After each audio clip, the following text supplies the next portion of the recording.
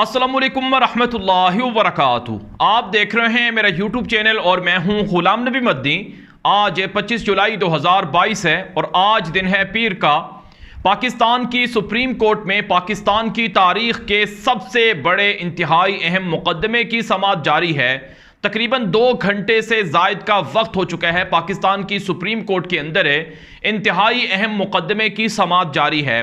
नाज़रीन किराम, ये मुकदमा पाकिस्तान के मुस्तकबिल का भी है, ये मुकदमा पाकिस्तान की 22 करोड़ आवाम का भी है और ये मुकदमा पाकिस्तान पर अमरीकी गुलामों के कब्जा करने और पाकिस्तान की 22 करोड़ आवाम की गर्दनों में अमरीकी गुलामी का तोक डालने वाले ब्लैक मेलर्स की मंशा और ब्लैक मेलर्स के मुसल्लत होने का भी है।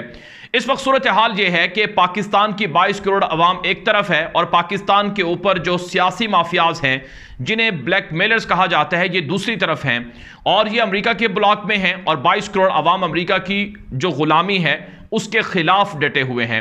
इमरान खान की जमात और उनके खिलाड़ी भी पाकिस्तान की 22 करोड़ अवाम के साथ खड़े हुए हैं। मुकदमा जो सुप्रीम कोर्ट के अंदर चल रहा है वो पंजाब जो कि पाकिस्तान का सबसे बड़ा सूबा है उस पर हुकूमत के हवाले से है कि हमजा शहबाज जिसने 179 वोट लेकर अपने आप को वजीर आला डिक्लेयर करवाया डिप्टी स्पीकर की गलत रोलिंग के जरिए से और उसके मुकाबले में चौधरी परवेज इलाही को 186 वोट मिले, उसे हरा दिया गया।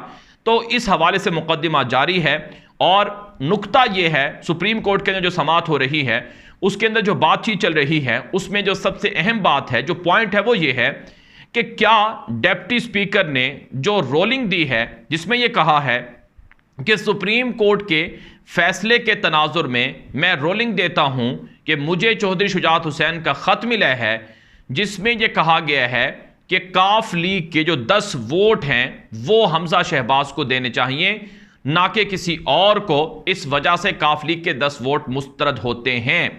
अब सुप्रीम कोर्ट के अंदर बहस इस बात पर हो रही है कि कौन सा ऐसा पैराग्राफ है, कौन सा ऐसा फैसला है, कौन सी ऐसी इबारत है जिसकी वजह से डिप्टी स्पीकर ने रोलिंग दी। डिप्टी स्पीकर के दोस्त मजारी जिनका नाम है, उनके जो वकील हैं इरफान कादिर, वो बड़े बदतमीज किस्म के वकील हैं। उन्होंने आज सुप्रीम कोर्ट के जजों के ऊपर भी ताने कसे और जजों के साथ भी तल्ख जुमले इस्तेमाल किए और बड़ी बदतमीजी से पेश आया। और कहा जाता है कि नून लीग जब अदालत में मुकदमा हारती है तो इरफान कादिर नामी वकील को नामजद करती है ताकि वो जजों से फड्डा करे, लड़ाई करे और फिर इस तरह से उनको मजलूम बनने का मौका मिल जाए। लेकिन मुअज़्ज़ज़ जज साहिबान जिसमें चीफ जस्टिस उमर अता बंदियाल और इसी तरह से जस्टिस एजाजुल हसन, जिसको आज नून लीग ने कहा कि ये मॉनिटरिंग जज सिर्फ नून लीग के लिए रखा हुआ है और इसको फिर गरीदा फरूकी के जरिए से इंतकामी जज का नाम भी दिया गया, हालांकि वो उसूल और आइन के तराजु में बात कर रहे हैं। और इसी तरह से जस्टिस मुनीब अख्तर, ये 3 रुकनी बेंच है जो इस मुकदमे की समाअत कर रहा है। तो आज जो अभी तक जो सुप्रीम कोर्ट की समाअत है उसका जो मैं आपको मुख्तसरन अहवाल बताना चाहूँ तो वो ये है कि डिप्टी स्पीकर के जो वकील हैं इरफान कादिर, वो डिप्टी स्पीकर की रोलिंग को आईनी साबित नहीं कर सके हैं और वो डिप्टी स्पीकर की रोलिंग को सुप्रीम कोर्ट के जिस फैसले से नत्थी करवा रहे थे उसको वो साबित नहीं कर सके हैं और उसमें उन्हें नाकामी का सामना करना पड़ा तो वो बदतमीजी पर उतर आए। और इसी तरह से जो हमजा शहबाज के वकील हैं जिनका नाम उस्मान मंसूर गालिबन है, उन्होंने जो दलाइल दिए हैं वो अगरचे दलाइल तो उन्होंने दिए हैं लेकिन उनके दलाइल भी कमज़ोर थे। वो इन जजों को सुप्रीम कोर्ट के अंदर जो मुकदमा की समाअत है 3 रुकनी बेंच है, इनको वो मुतमईन करने में नाकाम रहे हैं और उन्होंने जो इमरान खान की जमात के जो 25 लोटे हुए थे, जो डी सीट हुए थे, जो मुनहरिफ हुए थे, उनके खिलाफ जो इलेक्शन कमीशन का फैसला आया था उसको जोड़ा उन्होंने हमजा शहबाज के मौजूदा केस से, जिस पर जस्टिस एजाजुल हसन ने जो बात कही है वो बड़ी ज़बरदस्त बात कही है। एक तो जस्टिस एजाजुल हसन ने दौरान रिमार्क्स ये कहा कि आइन से आप साबित करके दिखा दें कि जो पार्टी का हेड होता है, जो पार्टी का सरबराह होता है, वो पार्लिमानी पार्टी के फैसले को ओवररोल कर सकता है। यानी उसको एक फैसला, जस्टिस एजाजुल हसन ने यह भी कहा है कि काफ लीग की पार्लिमानी पार्टी का इजलास हुआ, उसके अंदर तय हुआ कि परवेज इलाही को वोट देने हैं। ये चीजें तो साबित हैं, इस पर किसी ने एतराज नहीं किया। अब यह साबित कर दें कि क्या पार्लिमानी पार्टी के जो फैसले हैं या पार्लिमानी लीडर के जो फैसले हैं इसकी डायरेक्शन है, इसको पार्टी सरबरा ओवरऑल कर सकता है, आइन के अंदर कहीं लिखा हुआ है। अगर ये बात है तो हम मुतमईन हो जाएंगे, लेकिन जाहिर सी बात है आइन के अंदर कहीं ये नहीं लिखा हुआ है। फिर नाज़रीन किराम, जो सबसे अहम तरीन बात सामने आई है वो ये है कि मुअज़्ज़ज़ जजों ने सवाल किया कि जो ख़त चौधरी शुजात की जानिब से डिप्टी स्पीकर को भेजा गया, ये किसने लिखा, कहाँ लिखा गया और किसको दिया गया, और क्या ये ख़त वोटिंग से पहले क्या ये काफ लीग के लोगों को दिखाया गया था। काफ लीग के लोग जो 9 अरकान हैं, जो सूबाई असम्बली के मेंबरान हैं, वो इस वक्त इस्लामाबाद सुप्रीम कोर्ट के अंदर है। उन्होंने गवाही दी है कि हमें ना कोई डायरेक्शन मिली थी, ना हमें कोई ख़त दिखाया गया था। हमें तो जब वोट डाल दिए, जब वोट की अनाउंसमेंट होनी थी, उस वक्त हमें पता चला कि चौधरी शुजात का कोई ख़त है जो डिप्टी स्पीकर के पास है। और उसमें यह भी कहा जा रहा है कि चौधरी शुजात हुसैन की अपनी जो बहन है उनको भी नहीं पता कि जो ख़त चौधरी शुजात हुसैन ने क्या लिखा है और डायरेक्शन क्या दी है। और उससे एक दिन पहले जो पार्लिमानी पार्टी काफ लीग का इजलास होता है, उसके अंदर भी चौधरी शुजात हुसैन का कोई ख़त नहीं था, कोई डायरेक्शन नहीं थी। और तो और इतने दिनों से चौधरी शुजात हुसैन, परवेज़ इलाही, जो चौधरी परवेज़ इलाही हैं, वो उम्मीदवार थे हमजा शहबाज के मुकाबले में।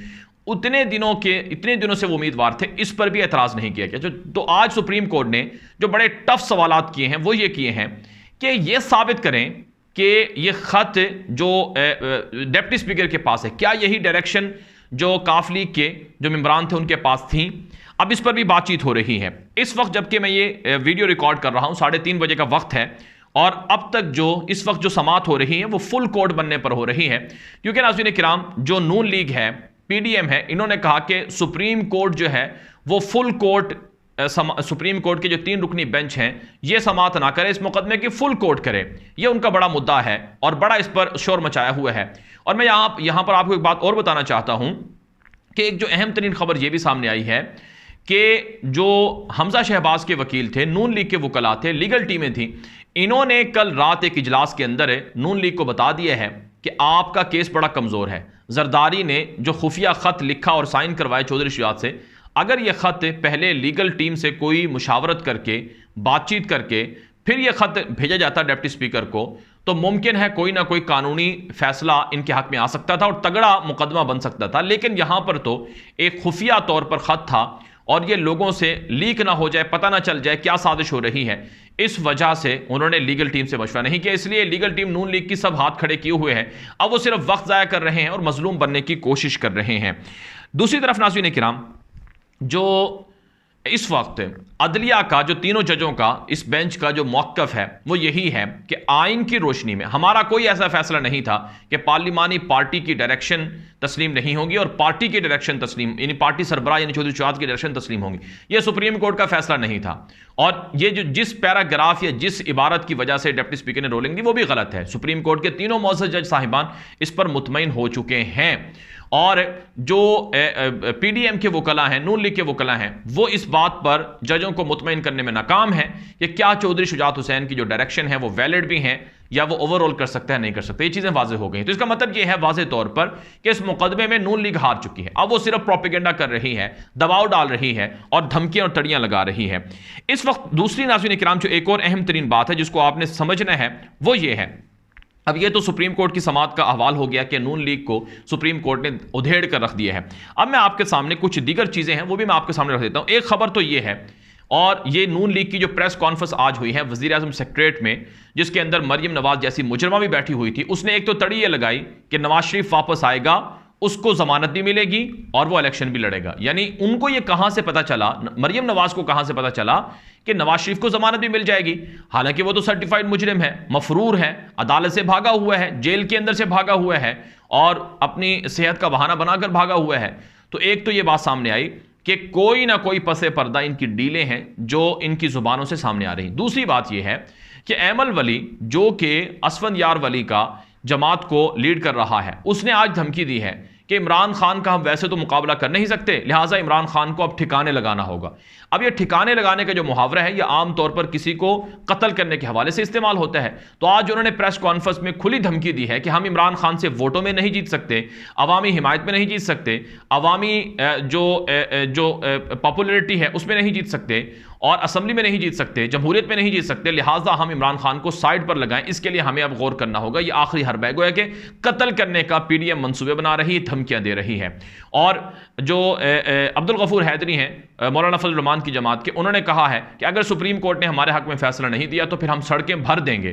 पहले भी सड़कों पर खार होते रहे और अब भी धमकियां दे रहे हैं और अदलिया को मुतनाज़ा बना रहे हैं, पाकिस्तान की आवाम के मुस्तकबिल के साथ खिलवाड़ कर रहे हैं। नाज़रीन इकराम, दूसरी तरफ आज डॉलर में 7-8 रुपए इजाफा हो गया है। इनके इजाफे का मतलब यह है कि आज के दिन में पाकिस्तान पर अरबों रुपए के कर्जों में इजाफा हो गया है। और मैं आपको एक खबर और बताना चाहता हूं कि पाकिस्तान की गरीब आवाम रुल रही है, उनके पास पैसे, उनसे टैक्स ज़बरदस्ती लिए जा रहे हैं, पेट्रोल महंगा, बिजली महंगी, हर चीज़ गायब, मुल्क के ख़जाना खाली हो गया, 7.5 अरब डॉलर उड़ गए हैं। ऐसे में ये जो पीडीएम की हुकूमत है, इन्होंने 1100 मिलियन की रकम मुख्तस की है कि जश्न आज़ादी के जश्न के लिए इस्तेमाल होगी, मीडिया कंपेन के लिए इस्तेमाल होगी, और ये जो इत्तिहादी जमातें हैं इनकी प्रमोशन के लिए, इनकी जो तशहीर है उसके लिए खर्च होगी। ये इनका आईना है जिसे आवाम को समझना होगा। एक और जो नाज़रीन किराम अहम खबर है वो आपके सामने रखने लगा हूं, और ये खबर है नून लीग के अंदर बगावत के हवाले से। बड़े अरसे से हम सुन रहे थे और बड़ी पुरानी ये बातें होती रहीं कि नून लीग के अंदर बड़ी बगावत है, हमजा शहबाज शरीफ एक तरफ हैं और नवाज शरीफ, मरीम नवाज़ी दूसरी तरफ हैं। आज तलत हुसैन, जो कि नून लीग का सहाफ़ी भी है और नून लीग का तर्जुमान भी इसे कहा जाता है, इसने कुछ ट्वीट्स की हैं जिससे मामला मजीद खुलकर सामने आ रहा है कि मरीम नवाज़ ने आज अपनी तमाम सियासी तकालीफ का खुलासा बयान किया। निज़ाम ने उनके साथ जो भी किया वो अब खुल के सामने आ गया है, मगर उनके ख़ानदान का अपना फ़र्द कुछ अर्सा पहले तक पिंडी और आपारा के सामने इमरान खान से बढ़कर नवाज शरीफ को तुन के रखने की मुहिम चलाता रहा।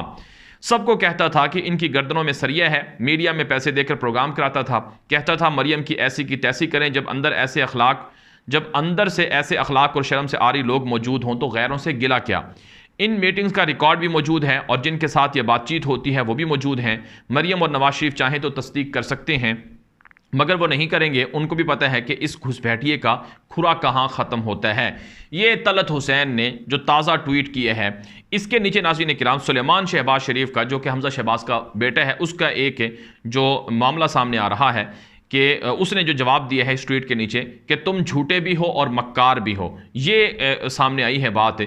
इसके बाद नाज़रीन किराम अब सोशल मीडिया पर एक नई बहस सामने आ रही है और सलमान शहबाज ने यह भी लिखा है कि मेरे साथ लंदन में जो बातें की थी वो बताओ झूठे सहाफ़ी, ये भी सुलेमान शहबाज ने कहा है। अब नाज़रीन किराम इस मामले को लेकर काफ़ी हलचल मची हुई है कि हमजा शहबाज और शहबाज शरीफ और इनके जो इत्तिहाद में, इनके ग्रुप में जो शामिल कोई ऐसे लोग हैं जो मरीम नवाज़ और नवाज शरीफ का खात्मा चाहते हैं और इनको नुकसान दे रहे हैं। अब ये सोचा है या हकीकत है ये तो वक्त बताएगा, लेकिन इतनी बात ज़रूर है कि जो साजिशी होते हैं, जो गद्दार होते हैं, जो अवाम के ऊपर जुल्म करने वाले होते हैं, वो कभी भी सुख का सांस नहीं ले सकते। एक झूठ के बाद 100 झूठ बोलने पड़ते हैं, एक साजिश को छुपाने के लिए हज़ारों साजिशें करना पड़ती हैं, और एक अपने आप को पाक साफ साबित इन्होंने करप्शन भी की है, पैसा भी लूटा है, सब कुछ अवाम के सामने है। अब ये आपस में दस्तो गरेबान है। तो हमेशा चोर जो होते हैं वो आपस में ही लड़ते हैं कि मुझे मेरा हिस्सा पूरा क्यों नहीं मिला है, मुझे मेरी हड्डी पूरी क्यों नहीं मिली है, तुमने ज़्यादा क्यों खाया है, मुझे कम क्यों खिलाया है। इस पर लड़ाई हो रही है और इंशाअल्लाह यही इनका इबरत का निशान भी है, इबरत का अंजाम भी है। और अब जो सुप्रीम कोर्ट के अंदर समाअत जारी है, इस हवाले से जो मज़ीद अपडेट्स आएंगी अहम, वो मैं आपके सामने रखूंगा। आप मेरे यूट्यूब चैनल गुलाम नबी मद्दी के साथ जुड़ जाएं और हमारा जो ट्विटर अकाउंट है गुलाम नबी मद्दी, उसे भी फॉलो करें, वहां भी ब्रेकिंग न्यूज़ अपडेट आ रही है। अब तक के लिए इतना ही इजाज़त दीजिए। अस्सलाम वालेकुम रहमतुल्लाहि व बरकातहू।